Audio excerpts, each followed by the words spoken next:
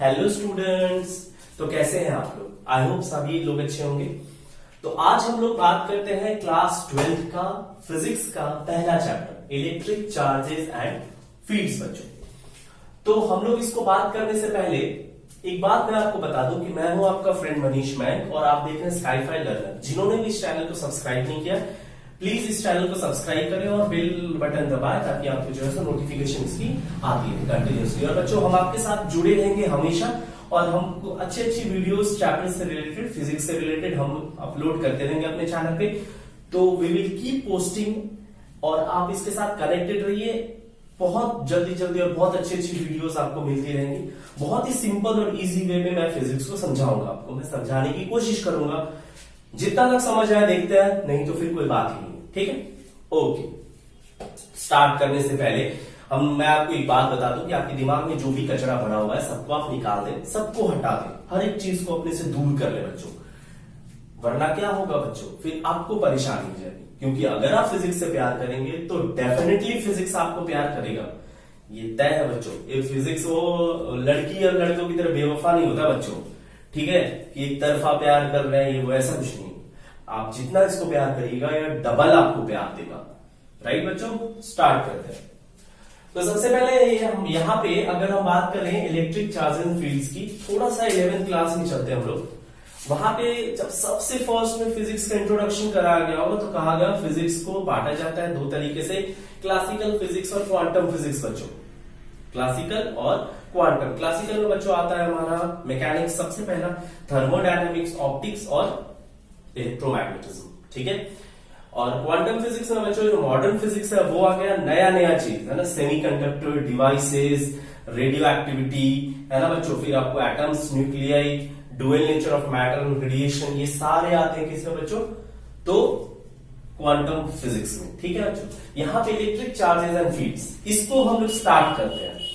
तो सबसे पहले यहां पे टर्म क्या आ रहा है बच्चों? चार्ज। सबसे पहला टर्म क्या आ रहा है बच्चों? चार्ज। ओके, तो हम सबसे पहले चार्ज को डिफाइन करने वाले हैं कि व्हाट इज चार्ज। ठीक है बच्चों, व्हाट इज चार्ज।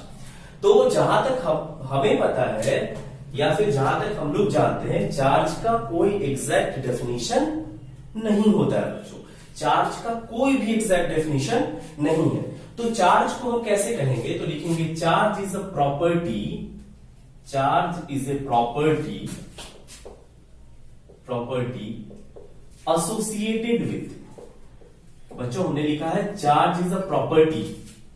चार्ज क्या बच्चों? प्रॉपर्टी है associated with matter, associated with matter due to which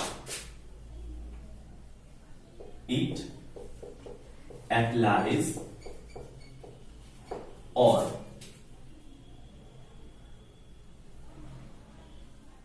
experience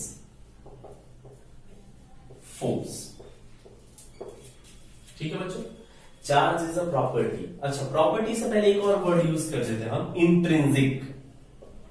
intrinsic charge क्या बच्चों? एक इंट्रिंसिक प्रॉपर्टी है किसी भी बॉडी का या किसी भी मैटर का, जिसकी वजह से वो क्या करता है, किसी पे फोर्स अप्लाई कर सकता है और या फिर क्या कर सकता है, खुद से फोर्स एक्सपीरियंस कर सकता है। ठीक है, तो अब यहां पे बात करते हैं बच्चों इंट्रिंसिक क्या होता है। तो जरा ध्यान से समझिए कि इंट्रिंसिक मतलब क्या होता है। इंट्रिंसिक मीन्स होता है बच्चों, इंट्रिंसिक मीन्स फंडामेंटल।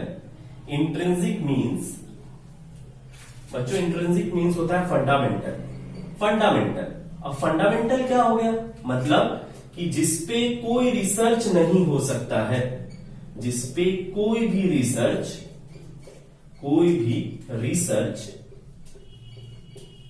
नहीं हो सकता है,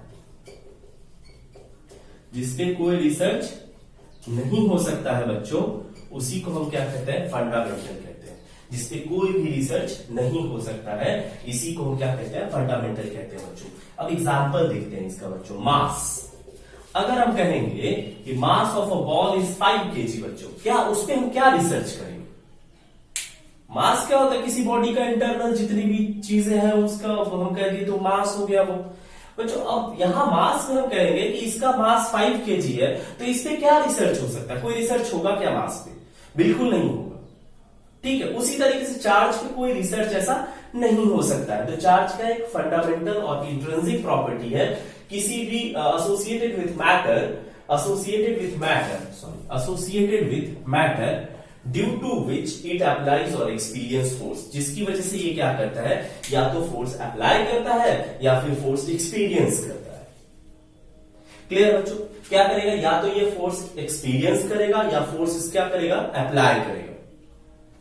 ठीक है, या क्या करेगा, ये फोर्स एक्सपीरियंस करेगा।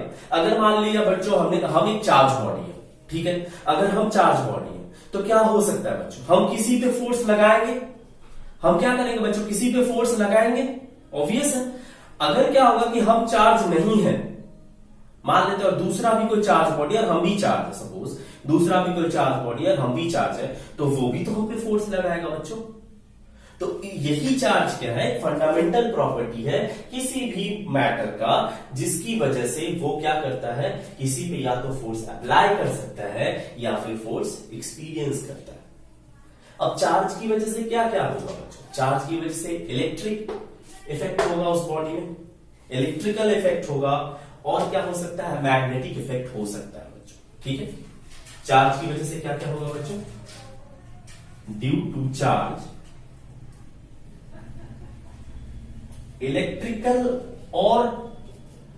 Electrical and magnetic effect develop on body. अच्छा बच्चों, इसकी बात हम थोड़ी सी कर लें, है ना, एग्जाम्पल से समझ जाते हैं इस बात को। जैसे मान लीजिए बच्चों कोई इलेक्ट्रोमैग्नेट है, आखिर इलेक्ट्रोमैग्नेट हुआ कैसे, हम क्या किए उसको, हमने क्या किया उसमें, फ्लो ऑफ चार्ज किया, जिसको इलेक्ट्रिक करंट कहते हैं, आगे पढ़ेंगे, flow of charge is known as electric current. हमने क्या किया बच्चों, उसमें इलेक्ट्रिक चार्ज दिया। अब क्या हो रहा है, इसकी वजह से, चार्ज की वजह से क्या हो रहा है, मैग्नेटिक फील्ड डेवलप हो रहा है। इलेक्ट्रिक बेल बहुत ही सबसे बेहतरीन एग्जांपल इलेक्ट्रोमैग्नेट का क्या है, electric bell. Electric bell is the best example of electromagnet. अब इलेक्ट्रिक फील्ड की वजह से, इलेक्ट्रिक चार्ज की वजह से उसमें क्या इलेक्ट्रोमैग्नेटिक बिहेवियर शो कर रहा है, मैग्नेटिक बिहेवियर शो कर रहा है वो। सिमिलरली अगर हम इलेक्ट्रिकल इफेक्ट करें किसी बॉडी में, तो आयरन है हमारा, उसमें जब करंट जाएगा तो हीट डेवलप होगा, राइट बच्चों। अगर उसको हम टच करेंगे तो उनको शॉक लगेगा, है ना। तो ये सारा क्या है, चार्ज का इफेक्ट है, क्या, due to charge electrical and magnetic effect developed on body. Charge की वजह से किसी भी बॉडी पे क्या होगा, इलेक्ट्रिकल इफेक्ट होगा या फिर मैग्नेटिक इफेक्ट होगा। ठीक है, I hope you all note it down. अच्छा, इसको नोट कर लीजिए फटाफट, तो इसके बारे में हम थोड़ी सी बात करते हैं। ओके, इरेज किया जाए इसको। तो अब इसके बारे में थोड़ा सा हम लोग हिस्ट्री में चलते हैं, चार्ज के बारे में, है ना, चार्ज के बारे में थोड़ा सा हिस्ट्री में चलते हैं, या फिर चार्ज की हिस्ट्री क्या है ना, चार्ज की हिस्ट्री क्या है। तो history of charge, history of charge, ये चार्ज की हिस्ट्री क्या है। तो सबसे पहले इसको अराउंड 600 बीसी या 624 बीसी के अराउंड एक ग्रीक फिलोसफर थे बच्चों, जिनका नाम था थेल्स। ठीक है, आप लोग पढ़ेगा थेल्स थ्योरम 10th में ना, थेल्स थ्योरम होगा मैथ्स में। उसी तरीके से वही है ना, पहले के लोग मैथमेटिशियन भी हुआ करते थे, फिजिसिस्ट भी होते थे। आजकल मैथमेटिक्स वाले कहते हैं कि ये वाला आपको फिजिक्स वाले बताएंगे, फिजिक्स वाला कहते हैं कि ये वाला आपको मैथमेटिक्स वाले बताएंगे। मतलब बच्चे तो एकदम उब जाते होंगे ना टीचर से, बट मेरे को समझ में नहीं आता ये कॉन्सेप्ट, अभी तक मेरे को समझ में क्लियर नहीं हो रहा है कि भैया जब आपको 11th में थर्मोडायनामिक्स पढ़ना है और आपको केमिस्ट्री में भी पढ़ना है, फिजिक्स में पढ़ना है, दोनों जने पढ़ा दो ना, क्या प्रॉब्लम है इसमें।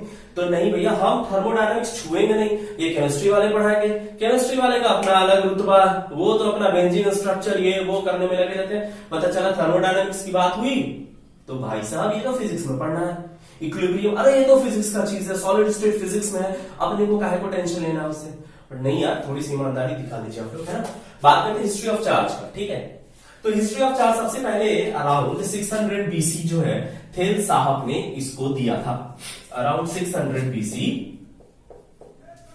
Thales introduced charge. सबसे पहले इन्होंने चार्ज के बारे में डिस्कशन किया।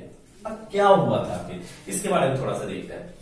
तो थेल्स ने क्या किया था, किसी ऑब्जेक्ट को ऐसे ही लेकर रब किया उन्होंने, ठीक है, अब ऐसे ही कुछ काम कर रहे होंगे, तो जैसे ही रब किया ना उन्होंने, फिर उस चीज को हटाया वहां से, तो दूसरी चीज वो देख रहे हैं, पीस ऑफ पेपर को क्या कर रहा, अट्रैक्ट कर ले रहा अपनी तरफ, है ना, बड़ी कमाल की चीज। अपने लोगों के दिमाग में नहीं आएगा, अपने लोगों के दिमाग में कुछ और ही आने लगता है, ये सब चीजों को देख के ना। अपन इंडियन है ना, इंडियन वाले कुछ और इधर उधर करता, हमारा एक जीरो इन्वेंट हो गया, लोग बड़े खुश हो गए, अरे जीरो इंडिया ने दिया। भाई साहब और भी बहुत सारी चीजें बाहर वालों ने दी है, हमारे पास दिमाग की कमी नहीं है, हमारा ब्रेन ट्रेन होता है। बच्चे जेई कर लेते हैं बड़े से बड़े आईआईटीज में करके, और निकल लेते हैं अमेरिका, ये वो फलाना ठिकाना, दूसरी कंपनी के लिए, है ना, इंडिया के डेवलपमेंट के लिए कर लो कुछ अच्छे से काम। तो अराउंड 600 BC क्या हुआ, थेल्स ने क्या किया, इंट्रोड्यूस किया चार्ज को। उन्होंने क्या किया, कुछ ऐसे ही काम कर रहे थे, कुछ ऐसे वर्क कर रहे थे, तो उन्होंने क्या रबिंग किया किसी चीज को, और पीस ऑफ पेपर के पास ले गए बच्चों, और उसको क्या किया, उसमें पीस ऑफ पेपर अट्रैक्ट हो गया। अब उनका दिमाग काम किया कि आखिर ऐसा कैसे, ये कैसे हुआ। तो एक बार में आदमी सेटिस्फाई नहीं होता ना, हम क्या करते हैं, अपने घर में चप्पल ढूंढते रह जाते हैं, इतने देर में वास्को डी गामा इंडिया का खोज करके चला गया नहीं चलिए ठीक है। तो 600 BC में थेल्स ने कैसे इंट्रोड्यूस किया चार्ज को, तो उन्होंने क्या किया, रब किया बॉडीज को, और रब करने के बाद देखा क्या बच्चों कि वो पीस ऑफ पेपर को क्या कर लिया, अट्रैक्ट कर लिया, ठीक है। लेकिन इन्होंने इसका कोई प्रूफ नहीं दिया था, इन्होंने इसका प्रूफ नहीं दिया था। उसके बाद आए सर विलियम गिलबर्ट, इसके बाद आए सर विलियम गिलबर्ट, ये बेसिकली लंदन के थे, है ना, ये लंदन के थे। इन्होंने क्या किया, चार्ज के बारे में बताया कि आखिर चार्ज क्या होता है, कैसे होता है, ठीक है। लेकिन इसको भी थोड़ा सा पीछे किया कि इन्होंने जेम्स फ्रैंकलिन, जो हमारे एक और बड़े से फिजिसिस्ट थे, तो सर जेम्स फ्रैंकलिन, इन्होंने बताया कि चार्ज जो होता है ना, वो दो तरह का होता है, एक पॉजिटिव चार्ज होता है बच्चों, एक क्या होता है, नेगेटिव चार्ज होता है। वो सब आगे डिस्कस करेंगे अपने लोग। तो अपन पहले क्या जान लिए कि थेल्स साहब ने 600 BC में चार्ज को बताया था कि कुछ चीज ऐसा होता है जिससे ये अट्रैक्ट होता है। बेसिकली उन्होंने नाम नहीं दिया था उसका, लेकिन सिर्फ बोला था कि कुछ ऐसा फिनोमेना है, कुछ ऐसी चीज है जिसकी वजह से क्या होता है, ये अट्रैक्ट कर रहा है एक दूसरे को, ठीक है। उसके बाद विलियम गिलबर्ट साहब आए, तो विलियम गिलबर्ट साहब ने बताया इस तरीके से कि एक्चुअल में जो है, जब कोई भी बॉडी को हम रब करते हैं तो बॉडी चार्ज हो जाता है। गिलबर्ट साहब ने कहा कि एक्चुअल में हम किसी भी बॉडी को अगर रब करते हैं तो बॉडी क्या होता है, चार्ज हो जाता है बच्चों, ठीक है। ये बात कहा था विलियम गिलबर्ट ने। एक्चुअली व्हेन वी रब two things with each other than the body becomes charged. इस बात को सर विलियम गिलबर्ट ने कहा था, है ना। लेकिन जेम्स फ्रैंकलिन ने उसको पूरी तरीके से क्लैरिफाई कर दिया। कैसे, तो उन्होंने कहा कि चार्ज भैया दो तरह का होता है, एक होता है पॉजिटिव चार्ज, एक होता है नेगेटिव चार्ज, और इसको उन्होंने एक्सपेरिमेंटली प्रूव किया था। बेचारे बड़े मशक्कत किए थे ना, अपने लोग पढ़े होंगे बहुत ही बचपन में, आप लोग पढ़े होइएगा कि कुछ ऐसा लाइटनिंग जब हो रही थी तो फ्रैंकलिन ने मेटालिक काइट को जो है सो स्काई में ले गए थे, ऐसा करके कुछ एक्सपेरिमेंट आप लोगों ने पढ़ा होगा, है ना, कि फ्रैंकलिन साहब ने किया था, तो उनको जो है सो झटका महसूस हुआ था। दैट्स व्हाई उन्होंने कहा कि भाई ये पॉजिटिव है, वहां से नेगेटिव। तो वहीं पे कॉन्सेप्ट आया कि चार्ज दो तरह का होता है, एक क्या होता है पॉजिटिव चार्ज होता है, एक क्या होता है नेगेटिव चार्ज होता है, ठीक है। तो इस बात को किसने कहा था, कि जेम्स फ्रैंकलिन साहब ने। अब इसको हम इरेज करते हैं, तब तक आप लोग इसको नोट कर लीजिए। आई होप सबको समझ में आ रहा होगा, बहुत आसान तरीके से समझा रहे हैं। अभी सिर्फ इंट्रोडक्शन चल रहा है बच्चों चार्ज का, है ना।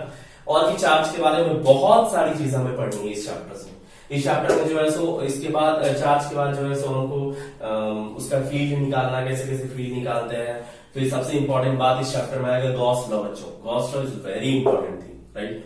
तो गॉस लॉ और उससे रिलेटेड उसका एप्लीकेशन कहाँ कहाँ होता है, लॉन्ग इनफाइनाइट वायर में, दो एक स्फेयर में, एक प्लेट में, है ना, अलग अलग जो इलेक्ट्रिक फील्ड निकालना, Coulomb's law, principle of superposition, ठीक है, बहुत सारी बातें हैं इस चैप्टर में, ठीक है। तो हमें वो सब स्टडी करना है। तो अब इरेज करते हैं इसको, ठीक है। चलो अब बात करते हैं यहाँ पे डेवलपमेंट ऑफ चार्ज, राइट बच्चों, डेवलपमेंट ऑफ चार्ज।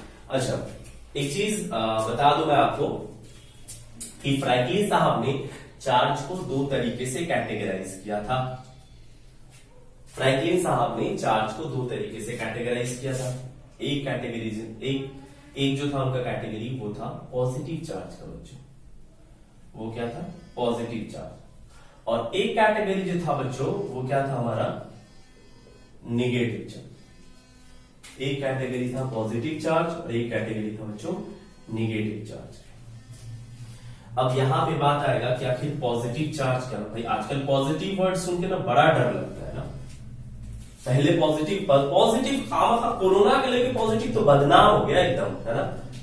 इसका पहले कितना बी पॉजिटिव, अभी कोई बोल दे बी पॉजिटिव तो अपने जितनी भी गालियां अपने को आती है वो सब अपन दे देंगे, है ना। ऐसा ही कुछ होता है। अगर कोई कह दे आपको कि बी पॉजिटिव तो आप जितनी गालियां आपको आती होंगी ना, आप मुंह पे तो नहीं दे सकता, हो सकता मन से दे दे, है ना। तो चार्ज को दो तरीके से डिवाइड किया गया। पॉजिटिव चार्ज हो गया बच्चों, एक नेगेटिव चार्ज हो गया। पॉजिटिव चार्ज कब होता है बच्चों? तो पॉजिटिव चार्ज कब होता है इस चीज को हम ध्यान से समझते हैं। पॉजिटिव चार्ज होता है when there is deficiency of electron. When there is deficiency of electron. बच्चों इलेक्ट्रॉन का जब डेफिशिएंसी होता है ना तब क्या आता है पॉजिटिव चार्ज क्रिएट होता है किसी बॉडी पे, ठीक है। और नेगेटिव चार्ज कब होगा? व्हेन देयर इज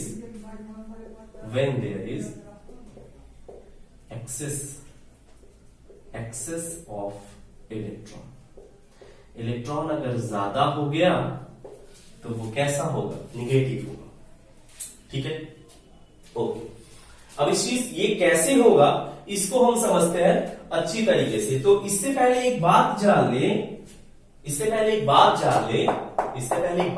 ले कि जे थॉमसन साहब ने क्या कहा था। जे थॉमसन साहब ने क्या कहा था? तो J Thomson told that an atom is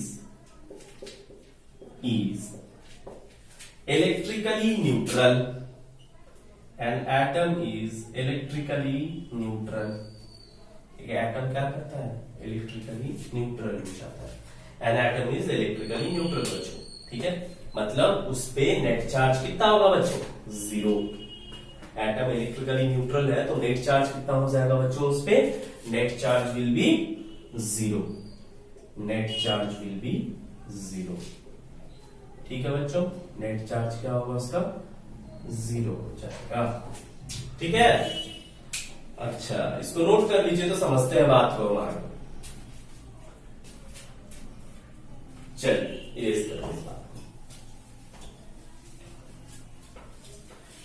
फायदा है सब बहुत लॉजिक है तो बच्चों, बहुत लॉजिक है।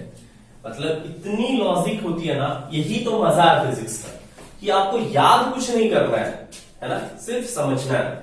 जिसको समझ में आ गया, जिसने इसके कोड को क्रैक कर लिया फिजिक्स के कोड को, वो फिर तो बहुत पहुंचा फकीर हो जाएगा। जिसको कोड क्रैक नहीं हो पाया ना बच्चा, तो नाक रगड़ते रह जाओ, है ना। बहुत मुश्किल है समझना इसको, है ना। एक समंदर है, इसमें से हम क्या कर रहे हैं? 2 बूंद अभी निकालने वाले हैं। 12th में हम क्या कर रहे हैं? हालांकि एक चीज और है कि जितनी फिजिक्स हमें पढ़नी है ना लाइफ में, 12th में हम सब पढ़ लेते हैं। जितनी फिजिक्स पढ़नी होगी पूरी फिजिक्स पढ़नी, जितनी भी चीजें हैं, मॉडर्न फिजिक्स ले लो, सेमीकंडक्टर डिवाइसेस, कैसे कैसे सर्किट थ्योरी बनता है, बुलियन अलजेब्रा, जितनी भी चीजें हैं जो इलेक्ट्रॉनिक डिवाइसेस का जो लॉजिक गेट्स होता है, वो सब कुछ हमें पढ़ लेना। जो सॉफ्टवेयर हार्डवेयर ये सब जितना यूज होता है उसमें सब।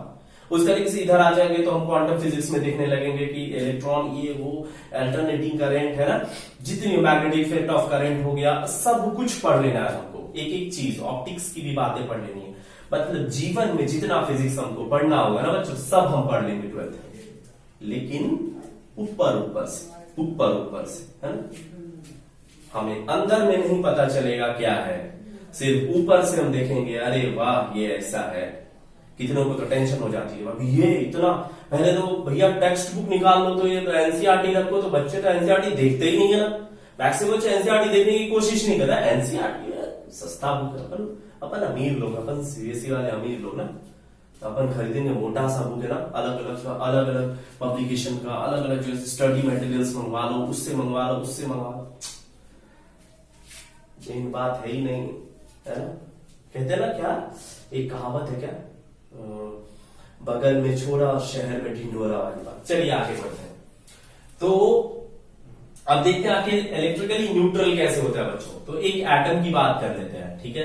तो सोडियम एटम की बात कर लेते हैं, थोड़ा सा केमिस्ट्री है ना बच्चों। सोडियम एटम, तो सोडियम जब देखेंगे तो कितने इलेक्ट्रॉन होते हैं, कितना एटॉमिक नंबर होता है सोडियम का जी, 11। चलिए 11 होता है एटॉमिक नंबर उसका, ठीक है। और मास नंबर 23, ठीक है। तो भैया इसमें प्रोटॉन कितना होगा, ऑब्वियसली 11 ही होगा। एटॉमिक नंबर के इक्वल होता है नंबर ऑफ प्रोटॉन्स, और इलेक्ट्रॉन भी सेम ही होगा ना बच्चों, इलेक्ट्रॉन भी क्या होगा, सेम होगा। अब हम यहाँ पे देखते हैं तो 11 प्रोटॉन मतलब 11 पॉजिटिव चार्ज बच्चों, ये बेसिक कॉन्सेप्ट है। 11 निगेटिव चार्ज, अब 11 पॉजिटिव 11 निगेटिव एक दूसरे को क्या करेगा, कैंसल आउट कर देगा। तो बच्चों नेट चार्ज क्या हो जाएगा इस पे, नेट चार्ज। अच्छा एक चीज, चार्ज को ना क्यू से डिनोट करते हैं, है ना। छोटी सी बात थी लेकिन बहुत ही इंपॉर्टेंट बात थी, है ना। चार्ज अगर नेट चार्ज निकाले तो अपन 0 हो जाएगा यहाँ पे, राइट। अब देखिए मेटल है, मेटल ऑलवेज क्या करता है, लूज करता है इलेक्ट्रॉन। अगर सोडियम का ऑक्सीडेशन हो रहा है, सॉरी वो केमिस्ट्री का टर्म है, मतलब loss of electron is called oxidation, my fault. लेकिन फिर भी थोड़ा सा मन कर जाता है ना कभी कभी बोलने का, ठीक है। तो व्हेन सोडियम लूजेस 1 इलेक्ट्रॉन, क्यों 1 ही क्यों करेगा भाई, 281 इसका कंफिगरेशन होता है इसीलिए करेगा। जाहिलो थोड़ा सा दिमाग लगाएंगे ना, 281 एक इलेक्ट्रॉन लूज करेगा। क्यों लूज करेगा, तो अपने आप को ऑक्टेट बनाने के लिए, आउटर मोस्ट में 8 इलेक्ट्रॉन होगा, इस वजह से ये एक इलेक्ट्रॉन लूज करता है, ठीक है। जब सोडियम एक इलेक्ट्रॉन लूज करेगा तो प्रोटॉन उस पर कितना रहेगा, 11 ही होगा, लेकिन इलेक्ट्रॉन कितना हो जाएगा, 10 हो जाएगा। तो 11 पॉजिटिव चार्ज हो गया बच्चों, और क्या हो गया 10 निगेटिव चार्ज। पॉजिटिव कितने से बढ़ गया यहाँ पे, ऑब्वियस देख रहे हैं, 10 बड़ा होता है कि 11, ऑब्वियसली 11 बड़ा होता है। कितने से बड़ा होगा, 10 से 11, 1 से। तो सोडियम पे नेट चार्ज कितना पड़ेगा, net charge on sodium, net charge on sodium कितना हो गया, 1 प्लस, पॉजिटिव चार्ज हो गया इस पे, राइट। इसीलिए हम सोडियम को ऐसे लिखते हैं, ऐसे करके Na के ऊपर में प्लस सोडियम आयन, ठीक है। आयन का बना, चार्ज बॉडी का बना। अब आयन को हम क्या कहते हैं, charge carrying species are called ions. ये चार्ज कैरी कर रहा है, कब कैसे कैरी किया चार्ज भी, जब एक इलेक्ट्रॉन लूज किया तो इस पे चार्ज आ गया, है ना।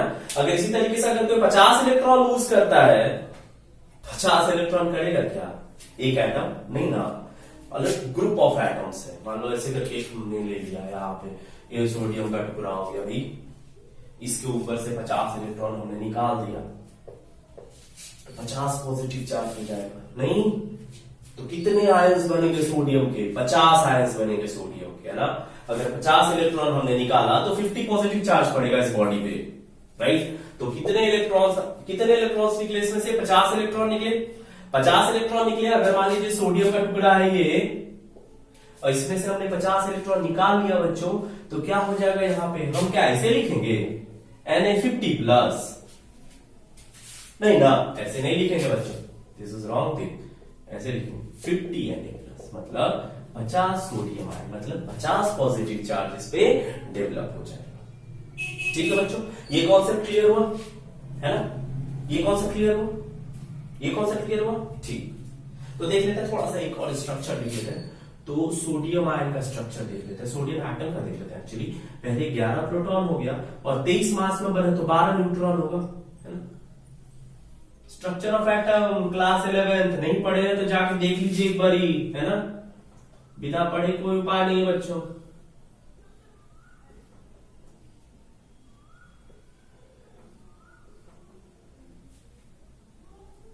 कहेंगे कहा केमिस्ट्री में आप ले आए हमको, है ना। थोड़ा सा ऐसा है कि फिजिक्स जो है ना, वो किंग होता है सब्जेक्ट्स का और मैथमेटिक्स क्वीन।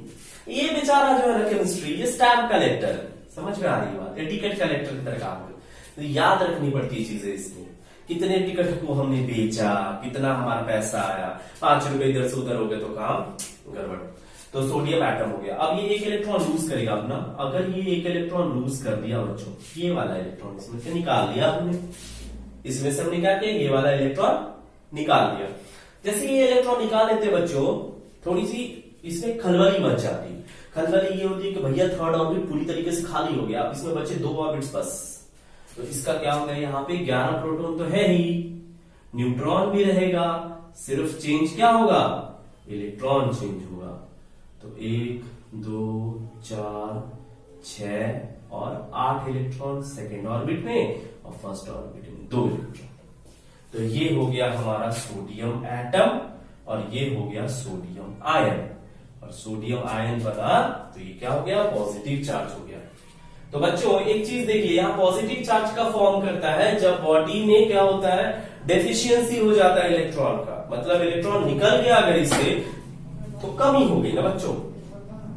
नहीं, अगर इलेक्ट्रॉन अगर इधर से हम रिमूव करा देते हैं तो इसमें क्या हो जाती है, कमी हो जाती है इलेक्ट्रॉन की, जिसकी वजह से क्या होता है, पॉजिटिव चार्ज फॉर्म करता है। तो पॉजिटिव चार्ज कैसे आया बच्चों, जब इलेक्ट्रॉन में क्या हुई, डिफिशियंसी हुई, तब क्या हुआ, पॉजिटिव चार्ज का फॉर्मेशन हुआ। राइट, ओके, आगे बढ़ा जाए। ठीक है बच्चों, आगे बढ़ते हैं, इसको इरेज करते हैं हम लोग, जल्दी से नोट कर लीजिए। ठीक, ओके ओके, अब चलते हैं आगे। तो अब बात करेंगे बच्चों नेगेटिव चार्ज के बारे में। इसका भाई है क्लोरीन, वो बेचारा ये देता है तो वही देता है, बड़ा फेमस, बहुत फेमस टर्म है, कोई भी पढ़ा है तो सोडियम के साथ क्लोरीन ही जोड़ता है, कोई तीसरा एलिमेंट तो हम भी क्लोरीन ही जोड़ता है, ट्रेंड के साथ चलना चाहिए, बी विथ ट्रेंड ऑलवेज, है ना। क्लोरीन का एटॉमिक नंबर होता है 17, मास नंबर बच्चों 35.5, एवरेज एटॉमिक मास लेते हैं हम लोग। हालांकि क्लोरीन का आइसोटॉप 2 होता है, तो क्लोरीन 35 से क्लोरीन 37 बच्चों, थोड़ा सा इसमें कंफ्यूज नहीं होना अपने को, है ना, पर अपने को क्या लेना देना है, 35.5, ठीक है चलिए ओके। अब क्लोरीन का एटॉमिक नंबर 17 है, कॉन्फ़िगरेशन करेंगे तो 287, राइट ना। अब प्रोटॉन इस पे हो गया 17, इलेक्ट्रॉन कितना हो गया, ये भी 17, है ना। तो क्या हो गया, यहाँ पे 17 पॉजिटिव चार्ज हो गया, ये क्या 17 निगेटिव चार्ज हो गया। तो क्यू नेट क्या हो गया इसका, जितना पॉजिटिव उतना ही नेगेटिव, नेट चार्ज 0। अब ये नॉन मेटल है तो एग्जिस्टेंस के लिए क्या करेगा, ये लूज कर देगा इलेक्ट्रॉन अपना। वेरी गुड, आपको जितना दुनिया का सारा प्राइज मिलना चाहिए, ठीक है। ये नॉन मेटल ये क्या करेगा, गेन करेगा इलेक्ट्रॉन किस चीज के लिए, अपने आउटर मोस्ट में ऑक्टेट पूरा करने के लिए कितने इलेक्ट्रॉन चाहिए इसको, 1 इलेक्ट्रॉन चाहिए, ठीक है। तो 1 इलेक्ट्रॉन अगर ये गेन करेगा, व्हेन क्लोरीन गेन्स 1 इलेक्ट्रॉन, अगर बेचारा 1 इलेक्ट्रॉन गेन कर लेता है तो क्या हो गया, क्लोरीन कितना हो जाएगा, ये 1 इलेक्ट्रॉन गेन करेगा तो 288 हो गया ना बच्चों, 18 हो गया, नहीं, क्लोरीन का कॉन्फ़िगरेशन क्या होगा, 288, ऑक्टेट पूरा हो गया आउटर मोस्ट ऑर्बिट में। अब हम देखते हैं तो प्रोटॉन कितना होगा, प्रोटॉन तो 17 ही रहेगा ना, लेकिन इलेक्ट्रॉन कितना हो जाएगा, 18 हो जाएगा। तो ये 17 पॉजिटिव चार्ज और 18 निगेटिव चार्ज। तो बच्चों कितना इसका निगेटिव चार्ज कितने से बढ़ा, 1 से, तो इसीलिए क्लोरीन के ऊपर में, मतलब अगर हम चार्ज लिखेंगे तो क्यू नेट कितना हो जाएगा, इस पे क्यू नेट हो जाएगा -1, 1 माइनस 1, अच्छा 2 -3 लिखते, -3 में लिखते बच्चों, इसमें कंफ्यूजन नहीं करना है अपने को, अपने ऐसे लिखते हैं, ऑक्सीजन का मान लेते तो अपने लिखते हैं 2 माइनस, ऑक्सीजन -2 नहीं लिखते, -2 मतलब क्या होता है, उसमें से तो घटा रहे हैं, ऐसा रहता नहीं है ना, थोड़ा सा मैथमेटिक्स का भी ख्याल रखिएगा। क्यू कितना हो जाएगा, 1 माइनस, तो इसका जो स्ट्रक्चर देखेंगे, इस पे नेगेटिव चार्ज आया, कब आया नेगेटिव चार्ज, जब ये गेन कर रहा है, गेन कर रहा है, पहले से तुम्हारे पास 2 रोटी है और 1 रोटी और कोई दे दिया, तुम्हारे पास एक्सेसिव ही ना हो जाएगा रोटी का, क्या एक्सेस हो गया, क्यों, अपन बोलते हैं ना, अपने पास 2 इलेक्ट्रॉन है, ठीक है, सॉरी 2 रोटी है अपने पास, और कोई तीसरा एक दे दिया, अपने को 2 रोटी का भूख है, तो मैक्सिमम 2 रोटी अपने खूब खा ली है, 2 रोटी का भूख है अपने को रात में, तो क्या हुआ, तीसरा रोटी अगर घर पर मम्मी दे देती होगी, आपकी बहन दे देती होगी, दादी दे देती होगी, तो आप क्या कहिएगा, अरे दादी यार खाने का मन नहीं था, क्या तू 3 दे दी हो, मेरे को होगा नहीं मेरे से, ठीक है, वो चपेट पड़ती है, पटाख से मुंह पे, खाता कि नहीं खाता, तो ये क्या हो गया, 1 माइनस चार्ज हो गया। अब नेट चार्ज इस पे क्या है, 1 माइनस चार्ज है, इसका क्या मतलब, जब ये गेन करेगा तब इस पे कैसा चार्ज पड़ेगा, निगेटिव चार्ज पड़ेगा बच्चों। तो गेन से क्या होता है बच्चों, निगेटिव चार्ज आएगा, मतलब गेन करेगा तो एक्सेसिव हो गया और लूज करेगा तो क्या हो गया, इलेक्ट्रॉन की कमी हो गई बच्चों। ठीक है, तो अब हम यहाँ पे इसका क्लोरीन का एटम का स्ट्रक्चर बना देते हैं कुछ इस तरीके से।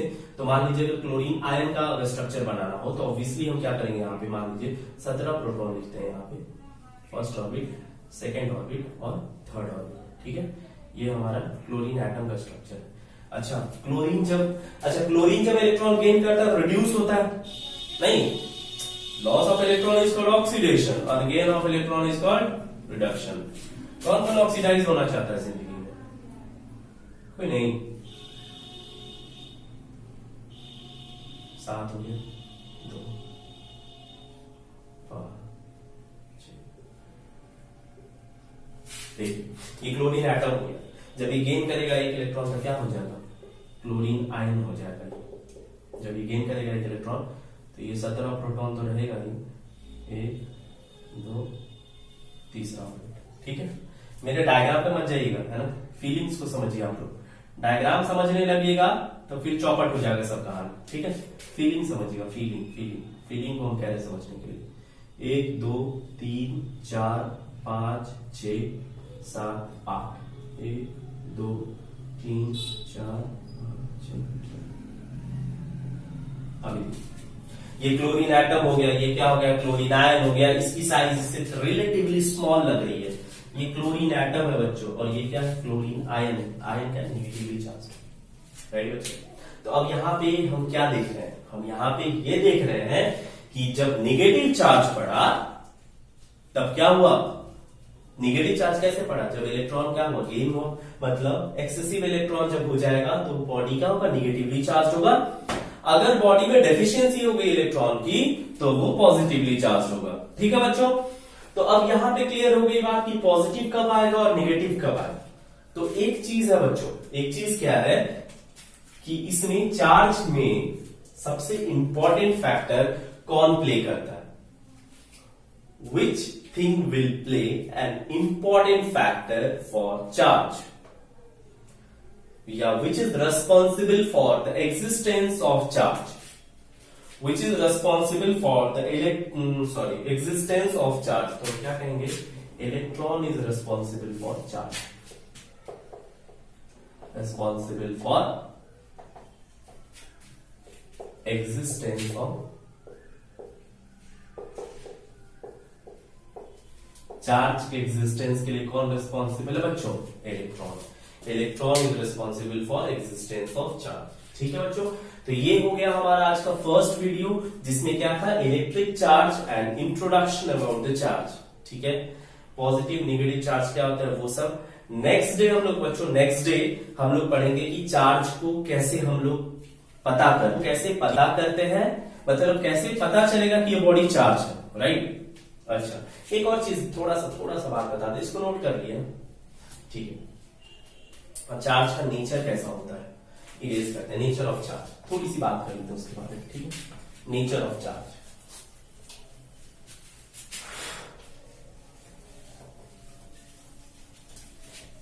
Nature of charge. तो जब नेचर ऑफ चार्ज की बात करते हैं बच्चों, तो चार्ज जो है ना वो एक रुका हुआ होता है और एक भागा हुआ होता है। एक भागता रहता है, एक स्टेबल स्टैटिक होता है। ठीक है, तो चार्ज जो है हमारा बच्चों, एक क्या होता है, एट रेस्ट होगा, एट रेस्ट, और एक होगा इन मोशन। नेचर इसका अलग अलग है ना, एक रेस्ट में भी होता है, एक मोशन में होता है। तो जो रेस्ट में होगा तो study of charge at rest, study of charge at rest, इसको अपन कहते हैं इलेक्ट्रोस्टैटिक्स। इलेक्ट्रोस्टैटिक्स, जो चार्ज रेस्ट में होगा उसको हम लोग कहते हैं इलेक्ट्रोस्टैटिक्स। इलेक्ट्रो मतलब चार्ज, स्टैटिक्स मतलब एट रेस्ट। ठीक है, इन मोशन अगर होगा तो इसके स्टडी ऑफ, अरे ये बार बार क्या हो रहा है, study of charge in motion को हम लोग कहते हैं इलेक्ट्रोडायनामिक्स। इलेक्ट्रोडायनामिक्स, डायनामिक्स मतलब होता है मूवमेंट। ठीक है, इलेक्ट्रोडायनामिक्स। क्या हो गया? इलेक्ट्रोस्टैटिक्स क्या हो गया? Study of charge at rest. Electrodynamics क्या हो गया? Study of charge in motion. इसको हम क्या कहेंगे? चार्ज का नेचर। एक क्या होगा? रेस्ट में होगा, एक क्या होगा? मोशन में होगा, राइट? ठीक है बच्चों, तो अब हम लोग, ये तो हो गया हमारा प्रॉपर्टीज ऑफ चार्जेस, चार्जेस का थोड़ा सा इंट्रोडक्शन हो गया, सॉरी इंट्रोडक्शन हो गया, इंट्रोडक्शन अबाउट चार्जेस, चार्जेस का टाइप्स हो गया, पॉजिटिव नेगेटिव, कैसे डेवलप होता है बॉडी पे, ये सब हम देखिए। नेक्स्ट वीडियो में बच्चों हम आपको बताएंगे कि चार्ज की प्रॉपर्टीज क्या क्या होती है, what are the properties of charges, basic properties बताएंगे एंड अदर एडिशनल प्रॉपर्टीज भी होगा। ठीक है बच्चों, थोड़ा सा आप लोगों को कॉन्सेंट्रेट करके रखना है। नेक्स्ट वीडियो बहुत जल्दी मिलता है नेक्स्ट वीडियो में। ठीक है, तब तक के लिए आप लोग पढ़ाई लिखाई करते रहिए, अपने माता पिता का इज्जत करें, बड़े लोगों का ख्याल रखें और अपने को सेफ रखें ताकि आपकी पूरी फैमिली सेफ रहे। ठीक है, चलिए, ऑल थैंक यू।